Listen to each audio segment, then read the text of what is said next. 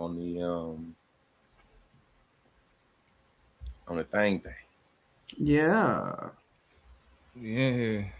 We in here. We in here. I'm pressing a couple more buttons before we get going. Officially connect stream. Yeah, it's not letting me do it. It's saying connect streaming software to go live.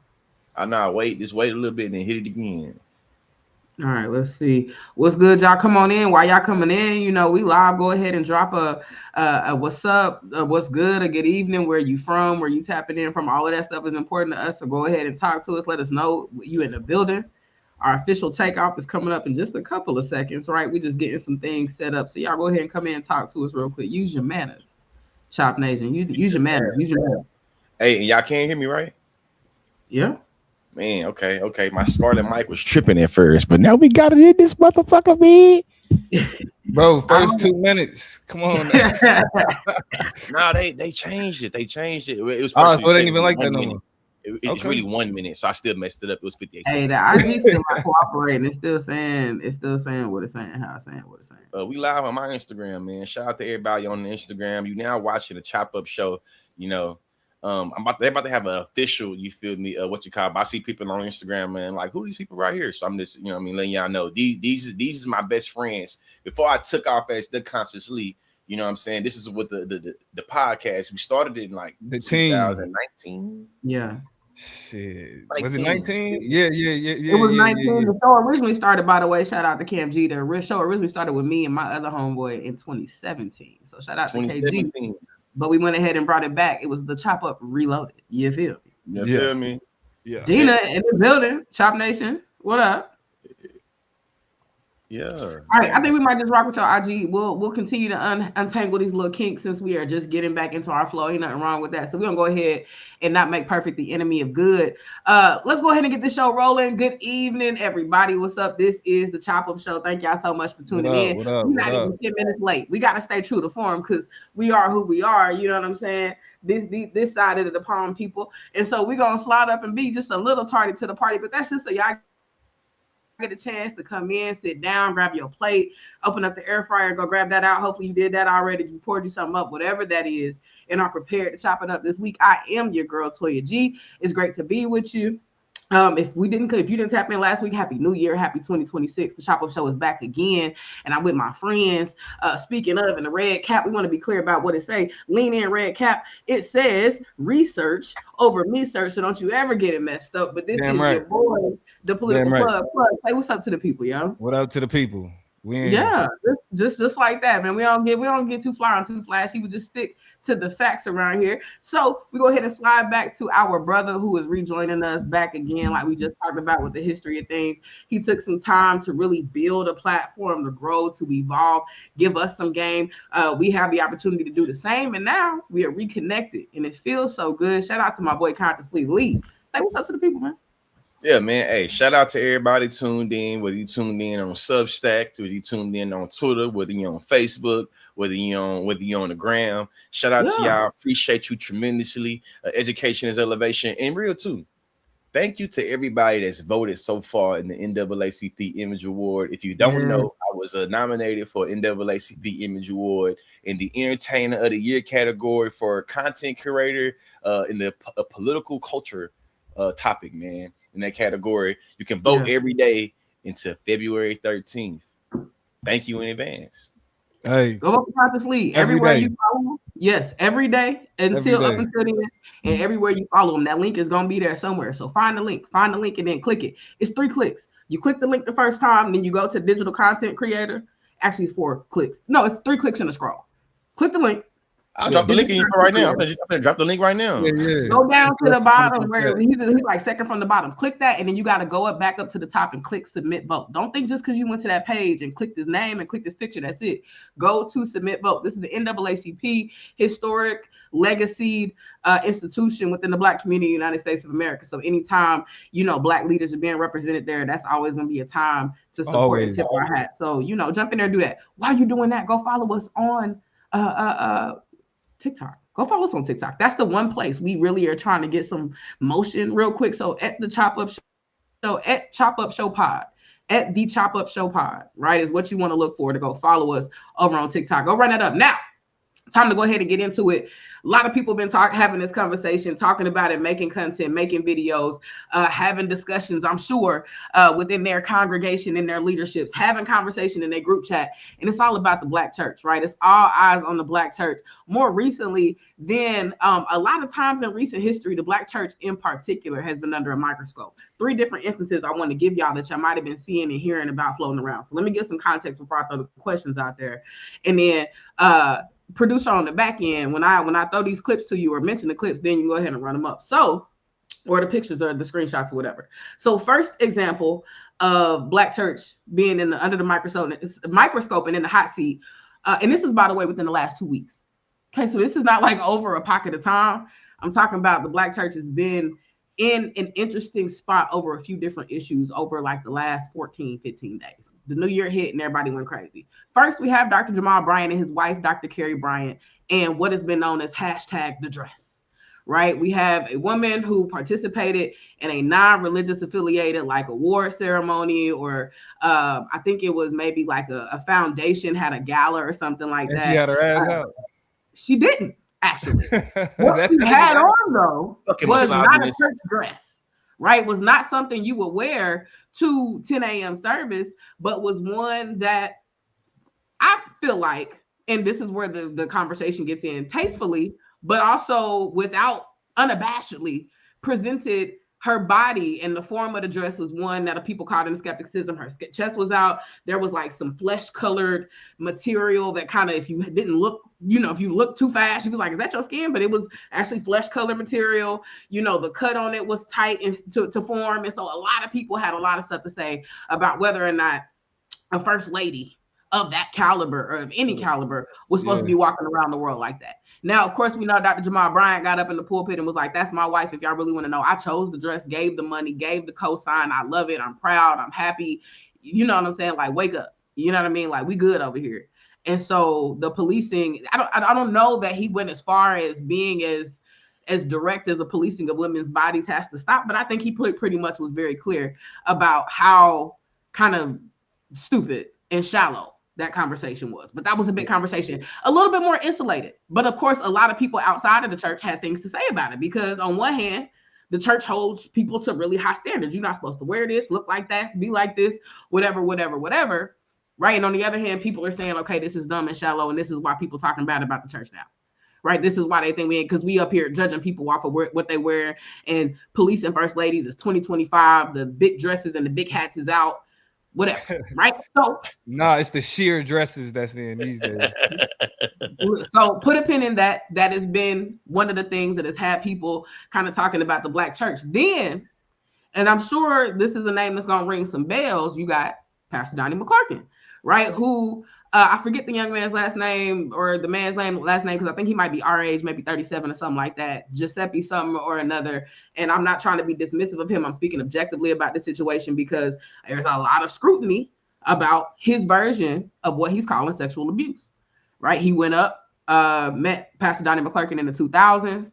He was in a pray the gay away type of situation, went for healing and transformation. Pastor Donnie McClurkin has not been bashful about talking about his struggles with homosexuality, with his struggles with his sexuality, with his struggles with having to deny that part of his flesh, so on and so forth. Hold on. So he's talking about that, because I'm not in the Christian music community. Let's talk. Listen, I know I'm not the only one. Do you know who Donnie McClurkin is? First of all, do you know who Donnie McClurkin is? I know who he is for sure. I know who the legend is for sure. But I didn't know that he was open publicly about his struggles with homosexuality, his struggles with being a same-living person. News to me too. So can you just give a little bit of detail before you go on? Because I didn't know this. It's news. Well, I mean, the detail is, I don't know if it was I don't think it was, because he's a pastor, I think, of a church in New York. I don't know that it was at his church or a regular Sunday service. I feel like he was just up in front of a bunch of people at a conference or something like that, and was led to give his testimony and talking about, his battles with the flesh and how he has had to make decisions that don't really gratify or satisfy, that part of his existence. But instead, he's in line into with his anointing and is making decisions, right, to really not engage in those behaviors, because they're not holy, they're not of God. And so he has, attempting to put attention on that, but talking about it in a way that says that you don't have to be bound by that, that sexual relationship. And this is he's in a lot of a long list of ex-gays in the church that have found themselves in leadership positions who have either actively been homosexual and are queer rather, and identified as that, or have desired it and somehow fought it and were delivered from those things and moved on. So yes, was very direct about those things. As a result, then attracted many different young people, particularly young men, who wanted to be delivered as well, right? Who were going to him for consult, right? Because if you were able to do it, I love God, right? I real about my faith. I'm on fire. I feel like I'm anointed. I'm called. And if he was able to use you, if he was able to work through you and deliver you, he got to be able to do me too. So let's talk about that, right? Can you give me some guidance? Can you give me? And so that would lead, based on the young man's testimony, and shout out to everybody in the chat tapping in, him saying, they built a mentorship relationship. And this is where some people feel skeptical about the situation. Some people are like, no, but this is how grooming works, because he then outlined in his lawsuit 10 years or so of abuse, different times of them interacting, apologizing, moving on, saying they weren't going to do things, then doing it over again, or just kind of a consistent, over time. Bro, you can't pray the gay away for somebody else if you ain't been able to pray it away for yourself.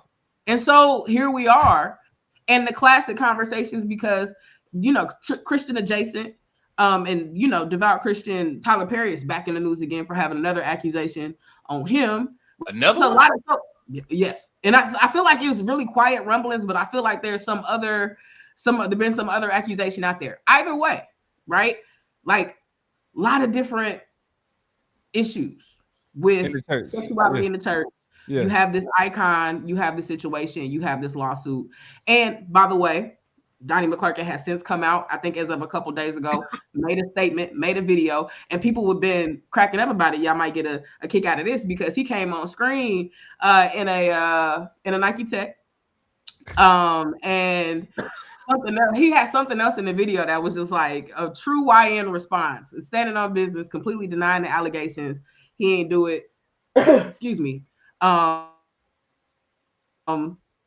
truth is gonna come out. The truth is gonna come to light. It'll be the one that rings through, et cetera, right? So boom.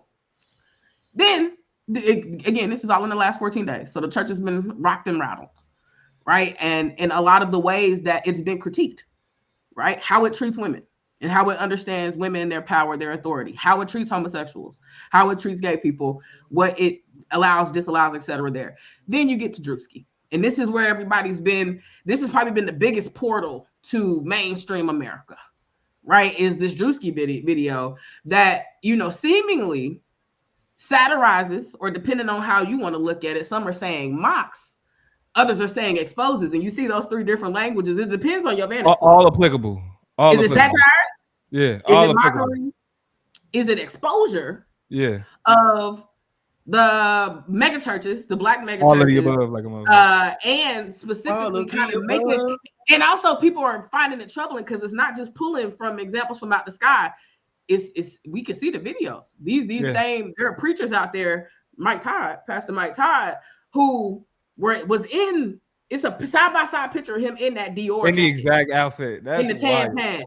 That's wild. And the red bottoms. I'm a Christian. The biggest bar was that nigga was like, they asking why they got on, why the pastor got on Christian Louboutins?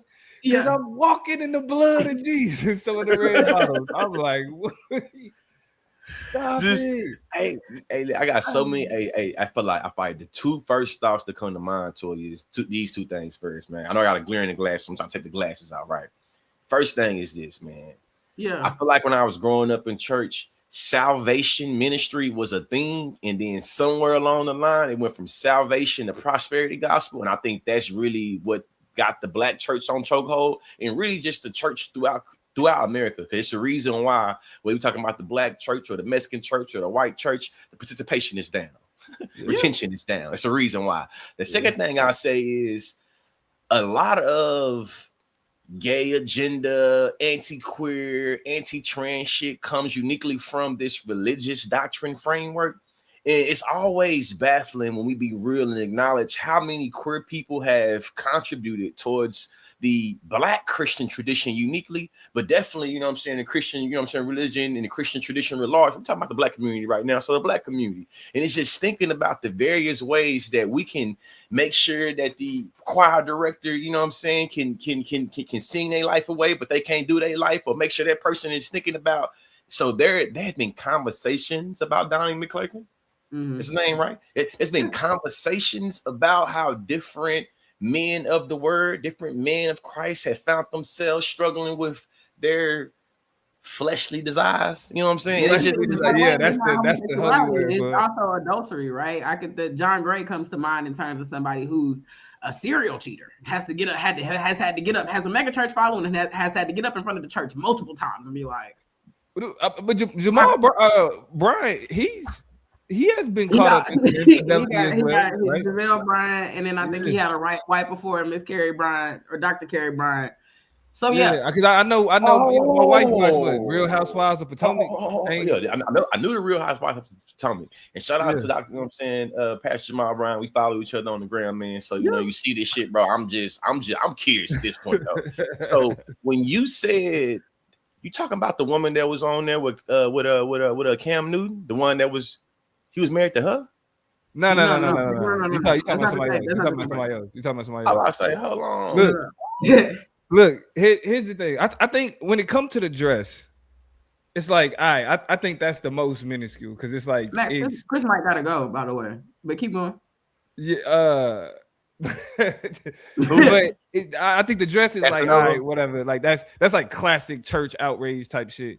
What we see with Donnie McClurkin is more one of those examples of this is a problem that has existed for quite some time, right? Grooming allegations, not even just on the question of homosexuality, but just heterosexual grooming allegations. You know what I'm saying? Like this is something that we've repeatedly had to deal with, to the point where it's not even like, I didn't even know Donnie McClurkin had accusations. You know what I mean? Because it doesn't make the waves, doesn't make the news like it used to. The reason why Drewski shit resonate the way that it does is because it speaks to why niggas ain't in the church like they used to be. Swear to God. I mean, we don't like. Let's back up a little bit, because we're gonna get there, right? Like, there are some questions I want to ask y'all about some things, but I wanted to contextualize why I feel like it's so apt for us to really kind of have these conversations, because y'all are like, I'm not tapping in as much. I'm not catching this. It's not, but y'all got, we all three of us got history in the Black church, right? Yeah. George used to be a Christian counselor, a Christian, like working with young people, working with teens, working in that. I was there when that nigga transitioned. I remember the summer where George went to Christian camp to be a counselor, came back on some fuck that Bible shit, bro. Yeah. Fuck that Bible shit. Yeah, I remember. I mean, but then if you can remember Lee, then you can probably remember yourself in high school. Me and you was kind of on a similar plane where our church lives, we were like youth, we were youth leaders. Yeah, we were youth pastors. Youth pastor, pretty much. You know what I'm saying? I was a little bit of that. I was a Christian poet that was working the circuit in Kansas City. I was also a choir director and a praise and worship leader. You know what I'm saying? Yeah. All three of us got a history and a past in the church. And this is why, if you pull up that first screenshot, you know what I'm saying? Like, we have to acknowledge the church for what it is, and the juxtaposition it finds itself in is us as older versions of ourselves kind of have this critique. Dang, the screenshot is like hella big on the screen, but we'll start from the top and work our way down. That's the middle of the screenshot, I think, what we see. And I don't even know if it's a way to recenter it better. I probably chopped it bad, but let me see. I'll read the top of the tweet. It's really wild how the Black church was a music conservatory, arts camp, summer camp, reading class, dance troupe, and so much more, all for free usually. That's why I cannot fully critique my experience without realizing all the good I received. There's a response to this tweet that says, oh, absolutely. The Black church once functioned as a full ecosystem of culture, training, and community. Shit, for many of us, it was our first exposure to discipline, public speaking, music theory, and just collective responsibility. Critique is still valid, though. The critique is still valid, though. There we go. And now you can see it at the bottom. I'm reading Darren Lamar's tweet at the bottom. He says, critique is still valid, though what sustained it also burned people out. centralized power, and resisted change. We can honor the gift while naming the cost. I just wish we would realign within the spirit of what it once was: community-centered, people first, and rooted in service rather than centralized authority, at least in my view. Right? Now, and so, what's your take? So this is, and anybody who knows me on YouTube has heard me say this multiple times, right? I'm a Christian because I'm black. Period. I don't walk out, I'm not gonna argue the Bible. I'm not gonna, you know what I mean? Like I have their agnostic perspectives that I have on things. But when it comes to the question of Christianity, I'm a Christian because I'm black. And that speaks to what that tweet is talking about in terms of community. You feel me? Why I struggle with going to church out here in California is because going to church for me was a family thing. It was a family reunion every Sunday. Everybody in the church was my cousins.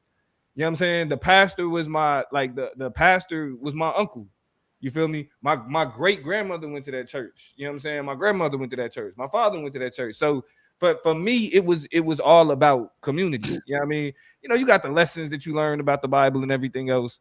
But it was more so the lock-ins was community events. You feel me? Like the Easter joints, the vocational Bible school on during the summer. All of that was more so community shit.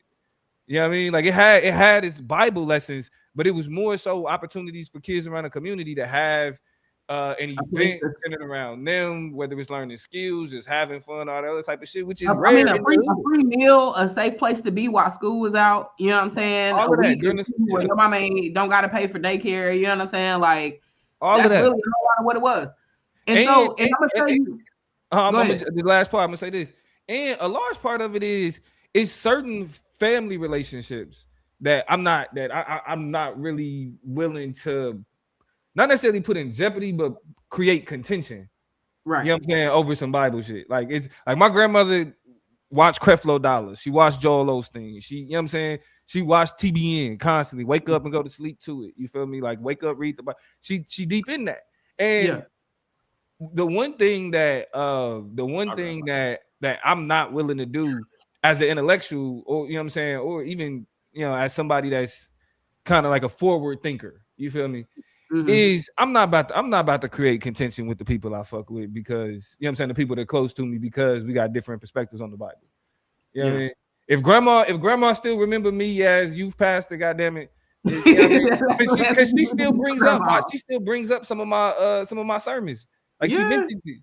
You feel me? So it's like, it's a fun argument on the internet, but shit, I'm not jumping out the window to distance myself. Lee, what was you saying about your grandma? What'd you say? Man, I'm 35 now. I've calmed down. I've got a lot more wiser. I've got a lot more grounded in what I think and how I believe and how I relate to other people.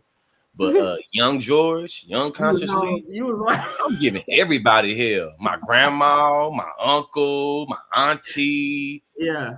See, we used to fight. I used to tell this nigga George, like, nigga, Jesus my homeboy, nigga, you tripping. Yeah, you ain't. And listen out to people watching this. I grew up in the Bible Belt as a neurodivergent person that was raised by a mother that was just 16 years older than him, and a father that was kind of in and out of jail. So the way that I was able to question things a lot of times was not only discouraged in the church house, it was criminalized in the church house. So I always already had a spirit that was being contained, you feel me, or that was being suppressed when I was in church. When I got to college and I started being able to seeking, you will find. What the word say, seeking, you will find. You feel me? You looking for the truth, go find it. That's what the word say. I know what the word say. I was all in Kansas City. I was all in Kansas City talking about the word. I had my black ass out there in Kingston, Jamaica, on a mission trip, trying to spread the gospel at a goddamn British colony that was already justified to colonize by the. You know what I'm saying? So when I got to getting into to deconstructing, I would call it. My grandma, all right, little George, you better stop the listen, man. Mama, what? I ain't going. Mama, you going to church? No, I ain't going. Just straight up, I ain't going. Like what my grandma asked me a couple of days ago, will you go to church? I go with you, mama. But generally, listen. Heathen. Now I believe in coexisting. You see what I'm saying? But I think like I got the spirit of a warrior, and I feel like my ancestors just like I ain't going for it, bro. Like I'm not I'm not going for none of the persuasive, discursive ways the individuals have bought into the rapture, or you didn't. Listen, man, I'm not gonna tell you you don't know yourself unless you believe what I believe. You don't tell me I don't know myself unless I believe what you believe. If we can respect that, we can be good. And what I'm saying right now, people just ask. Last time I say this long-winded response. When y'all say consciously why you don't run for office, this one of the reasons. What, this one of the reasons. Church? How many? I don't know how many black people will be willing to support a nigga that's willing to tell you, I'm not a Christian. I'm not a Christian. Not a Christian. Bro, but okay, all right. You know what I'm saying? Being real, I don't think niggas. I don't want to jack. I don't think niggas is gonna go with that. Okay, and I want you to remember, I'm not a Christian, right? I want you to I'm not. Of course, you're not gonna forget it, but I want to come back to that statement and framing because we got to unpack that. In the event that you are put in a position, one of my questions that I'm gonna ask you in a second, and I told you about is, then what are you? How do you describe or explain kind of how you exist? In this question, which I'm gonna come back to because I want to do just a little bit more framing, it makes me think about what the plug said, which is I'm a Christian because I'm black. You, Dominique, have had one of the most prolific kind of impacts on what I know to be a deconstruction journey for myself. And it was something that you said. It was just the way you packaged it and framed it. This was in my apartment, my last apartment before where I live now. We was kind of talking, going back and forth. And you was like, Christianity is just the vocabulary I have to describe my spirituality. And I was like, You was like, because of where I was born, where I was raised, the family I was born into, like my life experiences, my comings and goings, like that is the language that I have. It's the lexicon I have to describe the inexplicable, to, you know what I'm saying? To, articulate why I behave the way I behave, the way I think, the way I like. The roots of that are just embedded in Christianity because that's all I know. But I could literally be anything else. If I had a different kind of language or way to frame, articulate, or express thanks, gratitude, love, forgiveness, like, you know what I'm saying? Like, I was just like, right. So, like, when you say that, like, it really kind of, like, to me, I think started to be a thread that I have yanked on over time to really kind of position how I feel about God now, or in Christianity and my faith and how I believe in what I believe. Now, a lot of how we come to these moments, the understanding of, the language and the vocabulary of Christianity, the way that you've understood that I'm not a Christian, and I understand, is largely because of the exposure to Blackness that we've had, right? To Black studies, to critical analysis, things like even Black liberation theology, right? As I teeter, right? As I struggle, like James Cone, and you also, I'm not going to get into a whole context of it because a minute about it, but y'all should look into that because a lot of it is Black liberation theology is more Jesus-centered and more Black-centered, and looks to understand his life, his teachings as ones of a strategy of liberation, one of hope, one of, meaningful spirituality, a lot of important things that at least give us a tentacle back into the faith, even as much as we want to kind of turn away from it. And so a lot of our issues, if I can speak for y'all, are and this is the Siobhan Smith screenshot I want to pull up. A lot of our issues, I speak for myself and saying, I feel like the church ain't dealing with nothing real. You know what I'm saying? I've heard the same messages repackaged in 1,000 different ways, and ain't none of them really reflecting what I'm seeing on my timeline, what I'm seeing on my screen. Like, y'all just too comfortable with, you got diabetes, he gonna deliver you. You broke, he gonna deliver you. You know what I'm saying? You got, Jesus can make your son come home. If you broke, you know what I'm saying? Like, a lot of the same, one-liners, and people now within the faith are getting tired, right? So this is a screenshot I wanted to pull up because I was very surprised. I saw this a bunch of times on my Facebook, and it basically went through all the issues in the church that they don't seem to be offended by.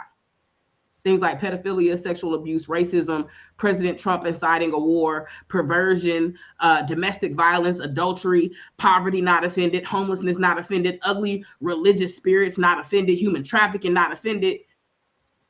Y'all upset. Y'all saying that they mocking the church and they offending the church and you can't play with God. And I don't care. I'm looking at shade room comments. Hey, y'all playing with God. Y'all too. The ones who play with everything the mostest are drawing the line at Drewski's kind of introspective look at what's going on with the church. The Dr. Carey's dress, offended, right? Y'all are so up in arms, but a lot of the real stuff y'all should be caring about Yeah. Shout out to Jared. Shout out to Sis. Shout out to all of y'all reposting this stream. Are the exact things that y'all not talking about. Let's all go fast and pray for real that we won't even have time to comment. You know what I'm saying? Like everybody's so fasting and praying, and let's do our religious choreography and our performative religiosity that when are we gonna act? When are we gonna come out as a Baptist, as a Black Baptist? You know, y'all have a national Baptist convention every single year, right? The Church of God in Christ have a convention every single year. AME have a convention every single year, right? When y'all gonna talk about something like what we doing, when we mobilizing, how we strategizing? And I tell you, I think about this, and I don't want to come in here making weird, false comparisons of religion. So this is gonna be real life. It is what it is. It is a comparison. But I always looked at stuff like this versus like Nation of Islam. And I've always been like, why it seemed like the NOI, and it has its issues, it has its criticisms, it has its problems, right? So I'm not in here advocating, you know, for anything outside of my romanization of the NOI, but them niggas do be in the business. They do be in the streets, and they do deal with real shit.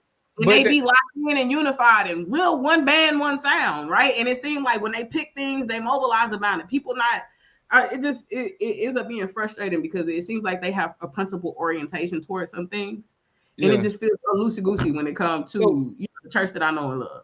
So here's the issue that we run into, kind of takes us back to the Drewski skit, is prosperity doctrine. Mm-hmm. The prosperity doctrine has a tight-knit, close relationship with conservatism. You feel me? It is, you know, we've moved away from, you know, it was like Clayton Powell, like ministers, you know what I'm saying? Like that was with Dr. King, ministers that was rocking with Malcolm X, like those type of, like the church as a organizing function. You know what I'm saying? Like as an organizing community function. When you had Ballad of the Bullet and Malcolm X is like, I'm here with these Christian pastors, but I'm not here as a Muslim minister. They're not here as Christian pastors. We're here as Black nationalists. Mm-hmm. That relationship is disconnected when the reason why you come into church is so you can pray your way to get your bills paid. Right? I give up my tithes as a way for, that's supposed to be me paying my spiritual bill for my blessings. Right. I mean, once you recontextualize church to that, and then you see our generation, because we're getting older, you know what I'm saying? Yeah. Millennials is getting up there, and we saw people pray to get their bills paid, and they lights still get cut off. You know what I'm saying? The what you were supposed to get out of the result of going to church every Sunday, paying your tithes, and making sure Jesus is going to take care of you. We've seen too many times where Jesus didn't take care of us. I mean, and you put that on top of the classic kind of millennial narrative now that we've done everything you asked us to do and we're not getting shit out of it. We don't get no Social Security. We don't get, you know, to buy a house. We don't get, you know, access to good jobs and a return on these college degrees that we got, like y'all said. And then I go to church and I can't get that back neither. You know what I'm saying? Like, it really starts to shape the millennial, generational, I'll say, kind of perspective of the buy-in and get something out of it, right? I'd rather then choose a path where I'm getting life fulfillment from however I get it, because I'm not getting it from where y'all said I was supposed to get it. I'm not getting it from over here. I'm going to pick my path, right? It makes it easier to be a part of the large population that has shifted away from organized participation in the church setting, right? It makes a ton of sense. So, like, shout out to I got real quick. We got to shout out Dion. Little bro Dion is in the building. Shout out to, and I ain't gonna little bro you too hard because Dion is doing some amazing work with the, I think is it the Umoja debate organization.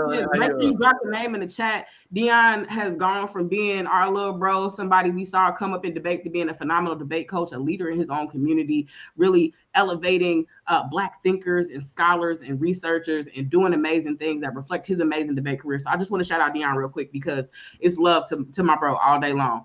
But I just remember you was a baby. No, I'm just playing. All right, I'm done. So you got applause from the heavens, right? Literally, God opened up the sky and made it clap for you, because I ain't never heard them claps on this show before. Okay, he's showing out now. Absolutely. So here, I guess here's what I'm saying. Here's what I want to ask y'all, because we dealing with a lot of issues, a lot of critique with the church. My question number one, Dion said I can still be little bro. Umoja Debate League, 500 students strong. I'm so proud of you, bro. Keep going. I know you out there with Darcel with a whole bunch of great people, man. I'm proud of y'all. And y'all look good. Dion, whenever you need something, bro, reach out to me, Dion. My number's still the same, bro. My number's still the same. So if you ever need, we holler at the debate store. Really, all three of us, I'm sure we'll swing through for you. Hit me up, fam. You need something. For life. for life, as Drewski would say, for lifers. We are spiritual.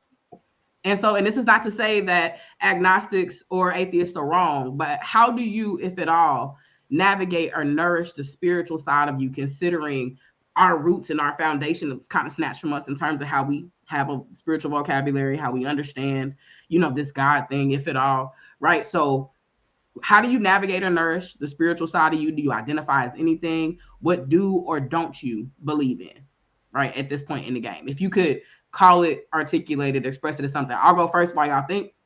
I, at this stage in the game, in my deconstruction process, really identify as a Black humanist who follows the teachings of Christ, right? I think Christianity at this stage in my game is something that I have a cultural connection to, Black Christianity specifically.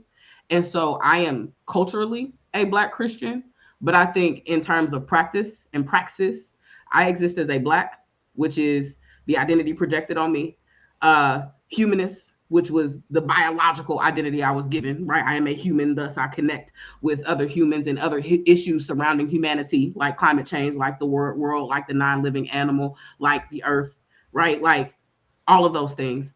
And then I think as a follower of Christ, I do align with the James Conian kind of understandings of the revolutionary liberationist that Jesus Christ is and was. And we have to recognize that Christianity was created after Christ had already died, right? This was not a faith that he was like, follow me.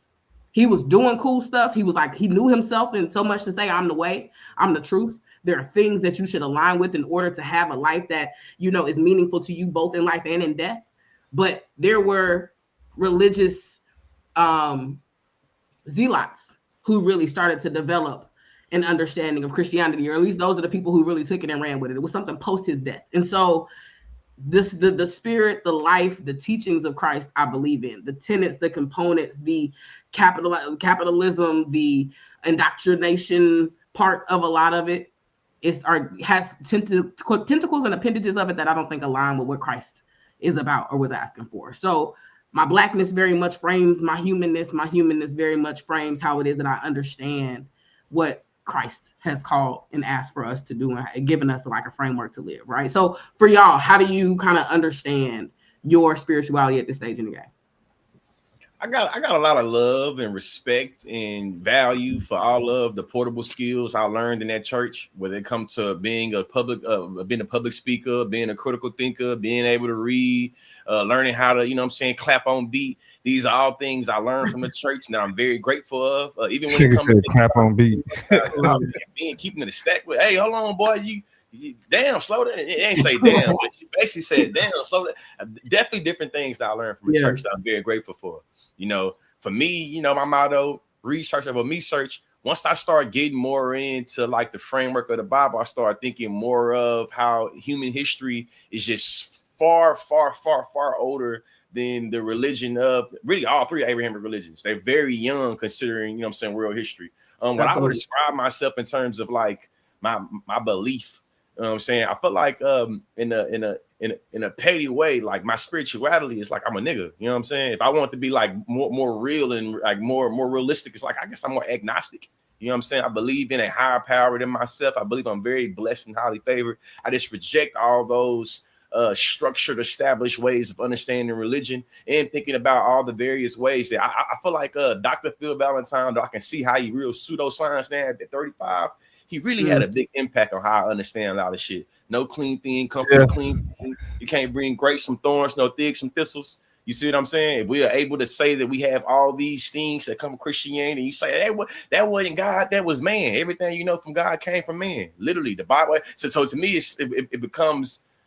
I see Christianity as a great tool of colonialism that Black people have been able to figure out a undercommons for us to be able to mobilize and create strategies to liberate ourselves. But I still see it as a tool of colonialism that was brought to us. And because us niggas, we creative, we make lemons out of lemonade. We know how to, make chicken salad, chicken menudo, chicken soup out of chicken shit. We good at that. You see what I'm saying? So you give us something, we can create a James Cone theology. We can create a Nat Turner. There are different things we can create out of it. And I would never shit on the way that the Christian legacy has been able to has been integral to like black organizing and black resistance for sure. Black resistance. I mean, and black resilience, right? Like, there's a lot of people, black people, who would have went ahead and did a lot of interesting things to themselves or others had they not had that safe system to lean back on. Right? You know what I'm saying?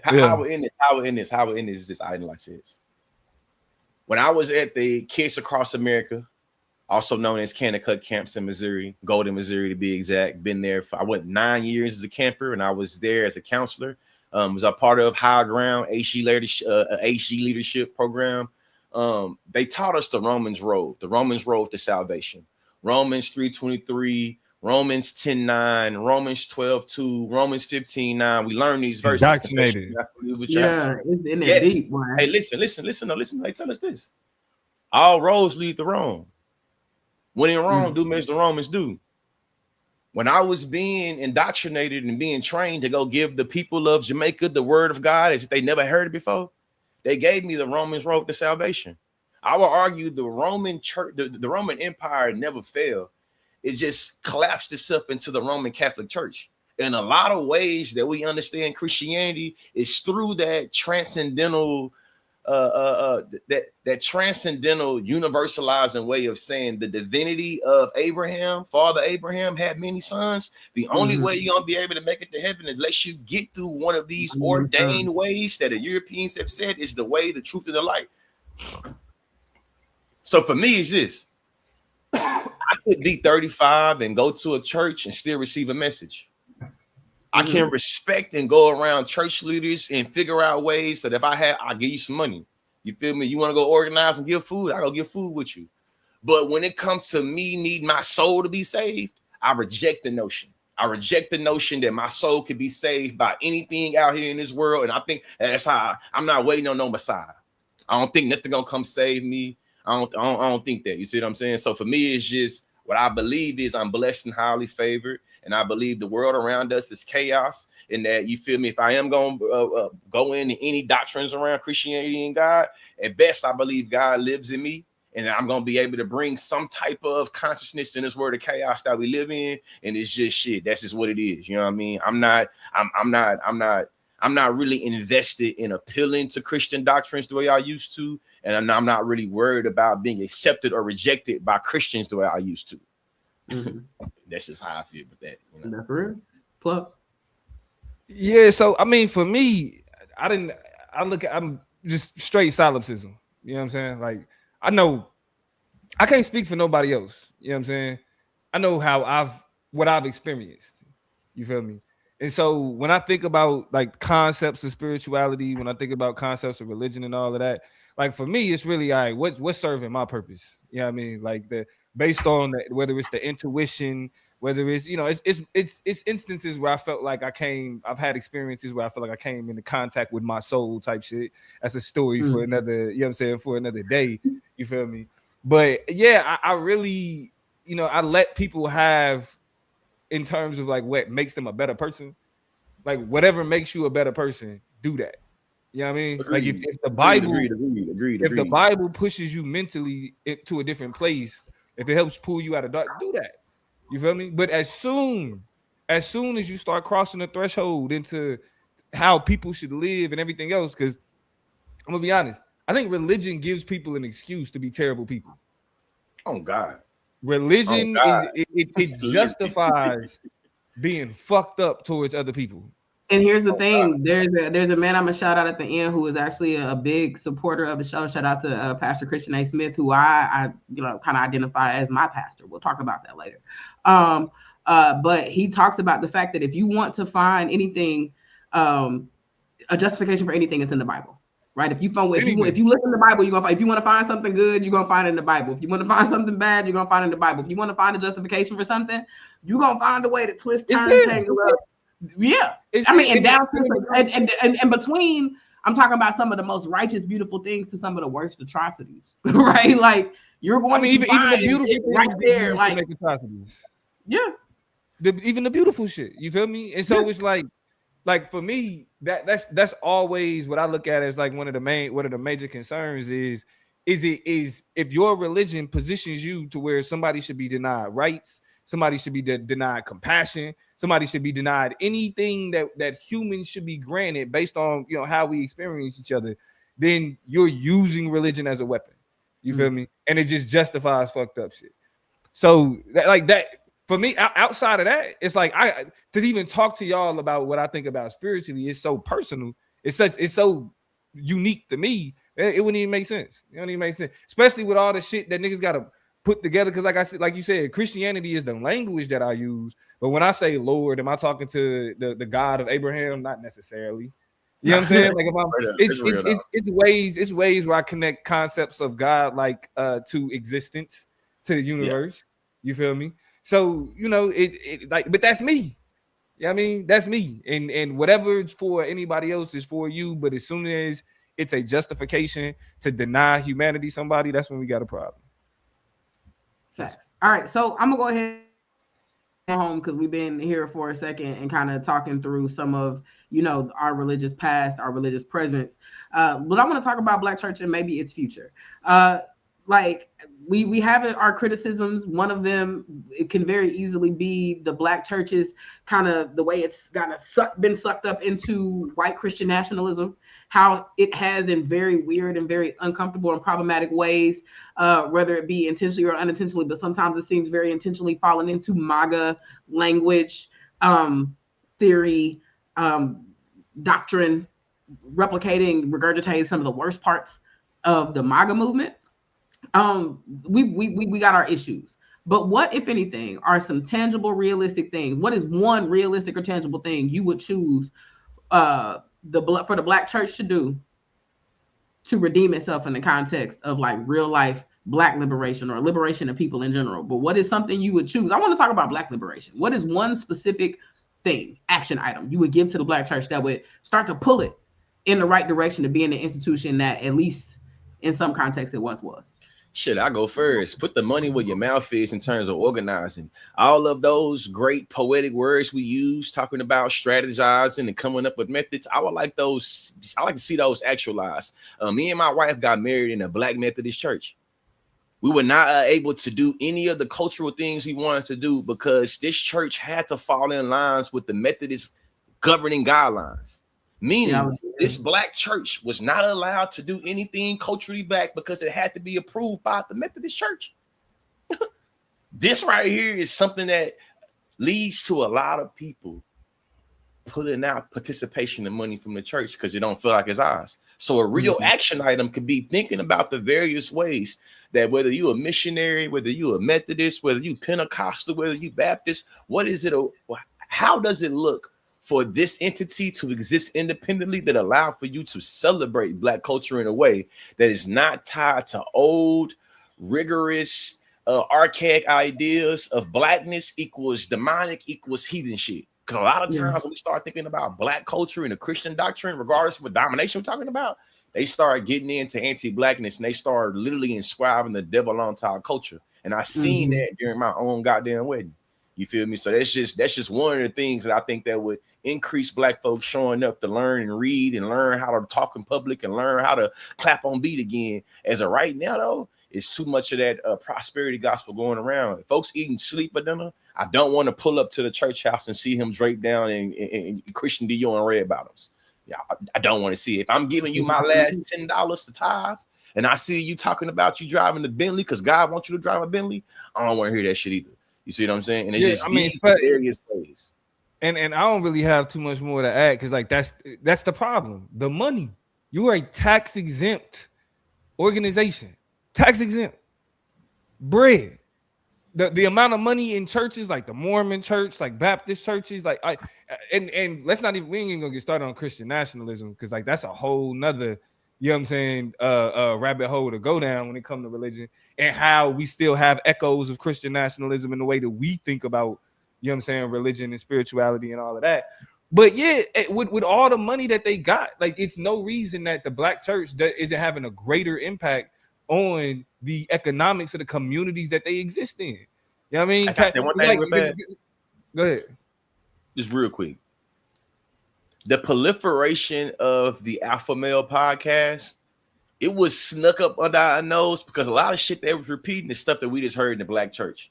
If we keep it in the stack, a lot of the things we heard from Andrew Tate and Kevin Samuels, a lot of that was just a remixed version of some misogynoir, of some homophobia, of some patriarchy that was just really cultivated within the black church. And we start talking about actual items. It's a lot of, think about it. The black community is majority women and queer people. Black men, especially straight black men, we are a minority. When we start to inscribe our different insecure ways of being inadequate to be leaders onto other people, that starts to push out these other folks. That's the reason why I used to always look at Dr. Umar Johnson and other people crazy. It's like, hold on, my nigga, how you for the black community and you're ostracizing a big demographic of the black community? That community and that community and that community, my nigga, that's the black community right there. So just want to make sure we do not get out of this subject talking about this Drewski skit without thinking about and talking about all the high value, you fat, black, undesirable person that all that shit came from the church house. Right. I mean, and people like Anton Daniels, people like Officer Tatum, what they lean on is I'm a Christian. Every time. Hey, because I'm a Christian, I can link up with a white supremacist, Confederate flag toting anti-black apologist. I'm a Christian. And cry when he die. Be in tears. Oh, yeah. And I don't believe in abortion. I don't care if he raped a couple women and he fucking kids. I don't believe in abortion.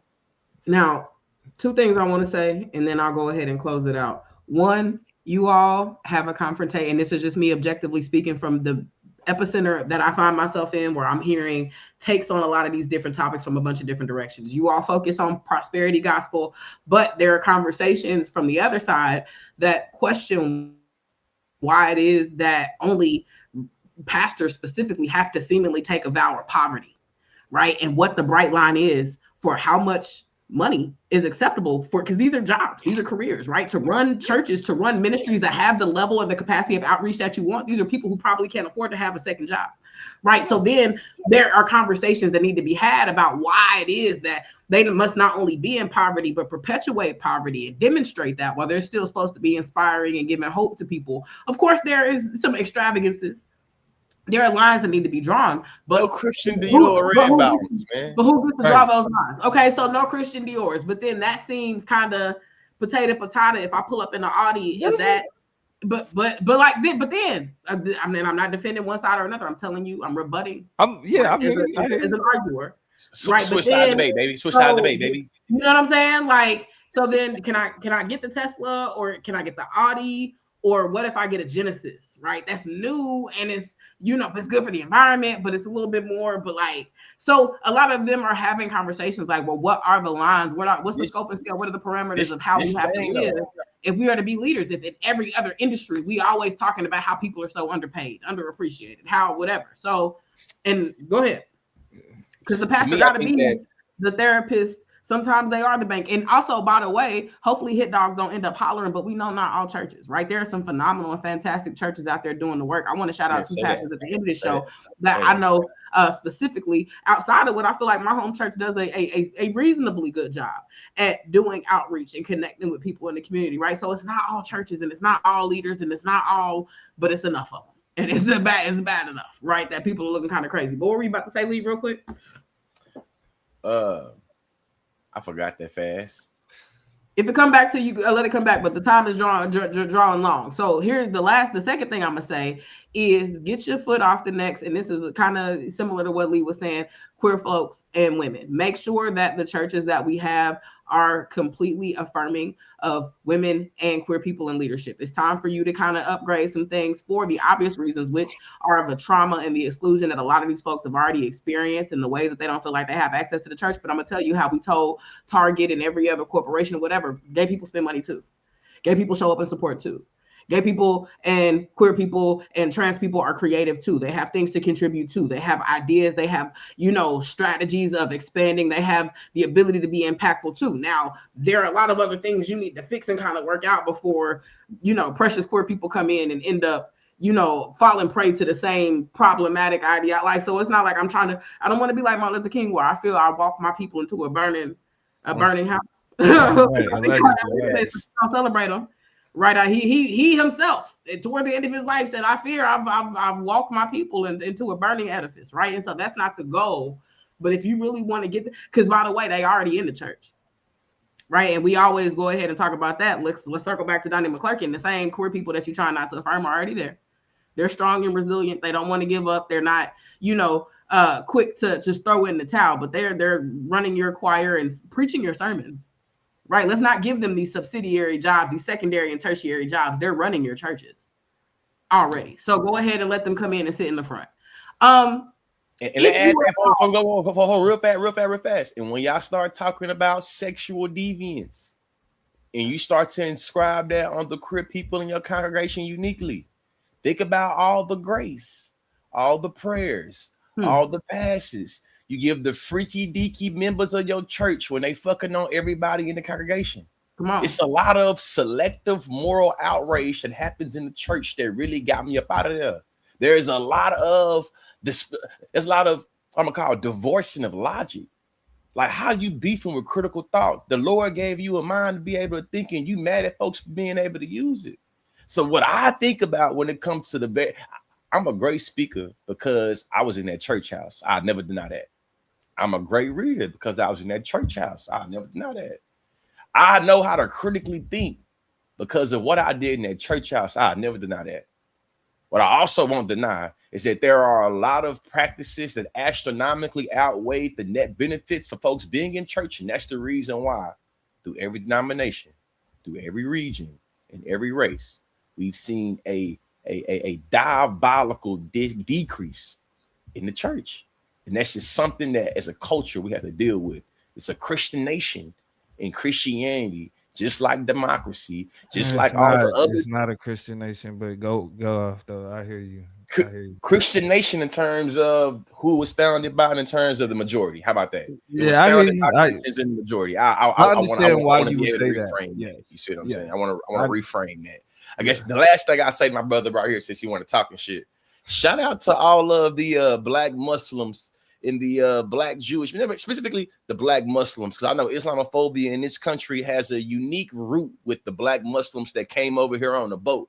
So when we start thinking about coexisting, the reason why I rock with my El-Haj El-Malik Shabazz, may he rest in peace, is because he thought about the various ways that niggas can coexist, and thinking about how black is not only synonymous with Christian, but thinking about how there's a multiplicity of us. And I'm just being petty with my brother because I love being petty with him. You know what I'm saying? But just to the other niggas that's not Christian but believe in God, shout out to y'all. We see you on Chop Up Show too. Yeah, we fuck with y'all still. If you are at all interested in learning more about deconstruction, i.e., if you have, a history or roots in the Black church, if you are trying to reconcile some of what's happening with how you feel, with what you've been taught, with the journey that you're on, I want to encourage you to kind of connect with some of these creators. Hopefully, when we make some clips and we get some of these clips, I'm gonna drop them in the captions. But deconstruction, right? The process of really taking apart and looking behind the curtains and deconstructing what it is you've been taught and what you know. Pastor Christian A. Smith, amazing, and I think a leading voice right now online in terms of leading the discussion of deconstructing and what it might look like, especially for Black people. Queen Erin the First. And by the way, both of these people are both on TikTok and Instagram and YouTube, so you can go find them right now. Queen Erin the First, the gardening theologian. Go follow her or go follow them. I think they're an amazing source. And then in terms of Christian pastors who I feel like are doing the work and being great examples, I want to shout out Lee. Me and you went to his church up in Baltimore. Pastor Heber Brown, Pastor Heber Brown III from Pleasant Hope up there in Baltimore, doing hard work, really having a direct confrontation with climate change and food shortages in the urban core of Baltimore. So feeding folks, making sure that people are skilled and equipped with the ability to feed themselves, and really kind of putting that particular mission as well as many others on his back, as well as being just a very progressive, invested, forward-thinking preacher, teacher, singer, scholar, all of those things. And then Pastor Malek Thomas, who is just at Malek, I think, on Twitter. He OG of Black Twitter, by the way, but he's a pastor of a church called Payne Memorial, I think AME up in Baltimore. And he is also somebody who is a great follow on Twitter, a great follow on social media, but a man who has done a great work bringing together emerging generations. He took on that church, I think, just a few years ago. older congregation, older group of people, and had to be like, if y'all really want me, y'all got to take everything that come with me, everything that come with this mind, with this radical, critical, innovative way that I want to teach. And as a result, he's been great at integrating generations and really kind of bringing folks together from different walks of life. So Pastor Malek Thomas, Reverend Heber Brown III, amazing folks, as well as Dr. Christian A. Smith, Queen Erin I, and the gardening theologian. Those are the people that I kind of look to and pulling from as I go through my little process. That's to that on what I'll call the culture chop, the social chop, where we have just kind of talked a little bit about the Black church being under a microscope. What do we want to do with the rest of this time? Are we going to pivot to Greenland? Like, how you feeling, Plug? I'm literally talking in the private chat right now. But I literally just told him, like, hey, ask Toya, because I ain't gonna lie to you, I definitely can go at least 30 more minutes. But I know the producer talked about, you know what I'm saying, keeping it under that. A producer said save it, you know what I'm saying, in the opinion for the, the conversation. I'm down with that as well, because we got a solid right here. And we can expand on the other topic that we had in prep and make it where we can take it an hour forward as well. Because technically we cooked so crazy in this that it's like I can't wait to see what the clip's looking like. Well, so let's go ahead and Plug. How you feel? That's your jam. That's on you, Plug. Yeah, I mean, it's whatever. We can go ahead and call this one a night, and then just come back with Greenland next week, because I'm pretty sure that I got a feeling. It'll be more. Yeah, it's not going nowhere. It's not going nowhere. I'm hoping the Black church can relax for a week, and then we'll have some time to talk a little bit more about the United States' desire to take over the entire world and how the world is not finna have that shit. So we'll get there. Give some predictions about what's going to happen in the next week. I predict that the United States is going to. I think the United States is going to hold out at least temporarily, because they starting to do that with Iran, right? They're already kind of being like, well, Iran is behaving. We've been having conversations. They saying that they're going to chill. We believe that they're not going to continue to, carry out some of their, some of the actions that they've been, insurgent actions that they've been doing over there. So we cool. I think it's a whole lot of pump faking. Here's the thing I was going to say about this topic is that Donald Trump, a week or so ago, 2 weeks ago, maybe, said, a reporter asked him, like, what is your compass for, the decisions you make? What's stopping you? What's keeping you from doing bad things? And he straight up was like, my own, perception of good and bad. My own ethical system of what's enough and what's too far and what's not far enough is what's keeping me in check and keeping me from making the decisions that I make. And so anything is possible because he does not feel beholden to the institutions that are in place. And that leads us to a bigger conversation about what's to come over the next weeks, months.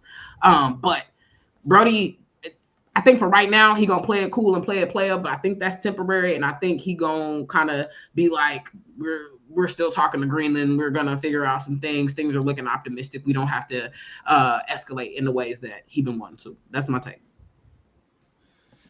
Yeah, we gonna see. We're gonna see. I mean, international relations, it shifts, it changes on the daily. I mean, yeah, I don't think he's gonna do it. Like, he's not gonna take Greenland. Like, it's like that's one of the, do you think he will? That he's not gonna be able to will he take it? I think is a separate question from will he attempt to escalate militarism and threaten Greenland. Do you think he's about that life? No. Okay. I don't think he is. Yeah. Lee, final word. To answer the question straightforward, I think that this man is so unpredictable that he's willing to do anything egotistically, impulsively in the moment to prove something to himself and his deceased dad. That's what I believe. And I don't think I have what we learned in debate about miscalc and calculations. Mm-hmm. I don't have enough data on this man all the data I have on him tell me he is a miscalc ready to happen. The second thing I'll say, and this is hold on, Lee, because I think he's more predictable than we think, though. Like, if I'm being honest, like, niggas try to make it seem like who knows, which is like we know. Yeah, I mean, like, it's we've seen this type of posturing before from him. Not necessarily on the scale of like invading, an ally, but this type of posturing we've seen, bro. And so yeah, I that's why it's like, as it's more predictable that this is just more of just ignorant Trump rhetoric.